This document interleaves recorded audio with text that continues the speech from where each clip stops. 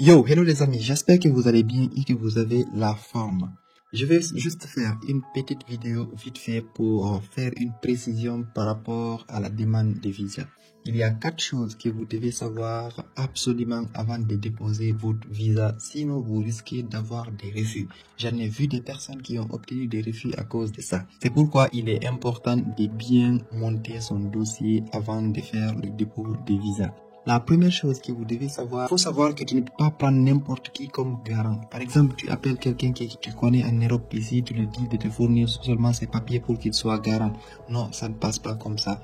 Il y a des conditions à respecter. Ces conditions, il faut d'abord que votre garant, son salaire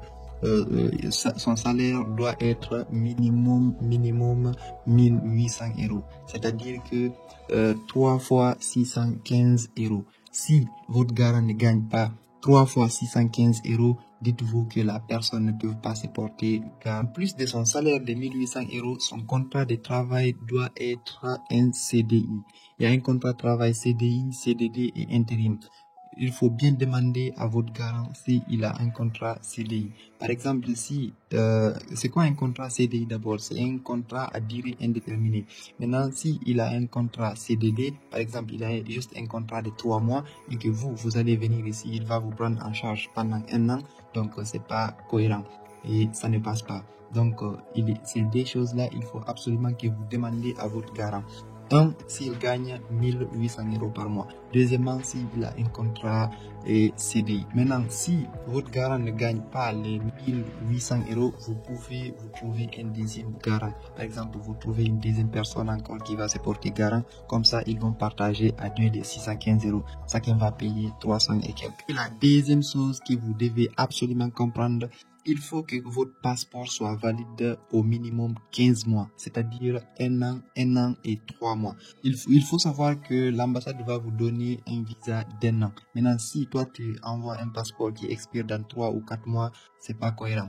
Donc, il faut absolument que ton passeport soit valide minimum 15 mois. Il faut mieux aller renouveler ton passeport avant de faire le dépôt de visa. D'ailleurs, ça ne sert à rien de se précipiter pour déposer votre visa parce que vous avez le temps, surtout ceux qui ont déjà reçu leur acceptation. Vous avez jusqu'au mois de septembre pour venir en France. Donc, vous pouvez déposer votre visa même au mois de juin, juillet, août. Généralement, ça prend pas plus de 10 jours. Peut-être, par exemple, moi, lorsque j'ai déposé, ça a pris juste 1 semaine. Donc, ça prend 1 ou 2 semaines, maximum 3 semaines, ils vous répondent directement. Voilà, il faut faire attention au passeport. Et la troisième chose que vous devez savoir, c'est que s'il y a des choses ambiguës là-bas sur votre... S'il y a des choses qui sont pas claires dans votre dossier, n'hésitez pas à faire des lettres explicatives. Par exemple, même si vous n'avez pas trouvé de logement dans la ville où vous êtes accepté, vous pouvez utiliser d'autres villes à côté. Par exemple, vous pouvez utiliser une adresse à Paris. Comme ça, vous allez faire une lettre explicative. Vous allez juste dire que vous allez rester chez cette personne pour le temps de trouver un autre logement. Moi, j'ai vu quelqu'un, j'ai un ami, c'est ce qu'il a fait. Il était accepté à Toulouse, mais il n'avait pas de logement là-bas. Mais il avait une famille à Lyon.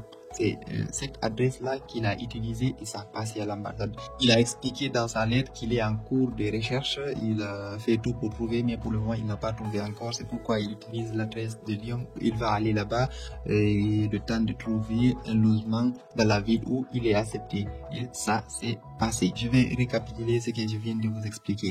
Premièrement, il faut que votre garant financier gagne 1800 euros minimum. Deuxièmement, il faut qu'il ait un contrat CDI. Et troisièmement, il faut que votre passeport soit valide minimum 15 mois. Et quatrièmement, s'il y a des choses qui ne sont pas claires, n'hésitez pas à faire des lettres explicatives à l'ambassade pour qu'ils comprennent mieux.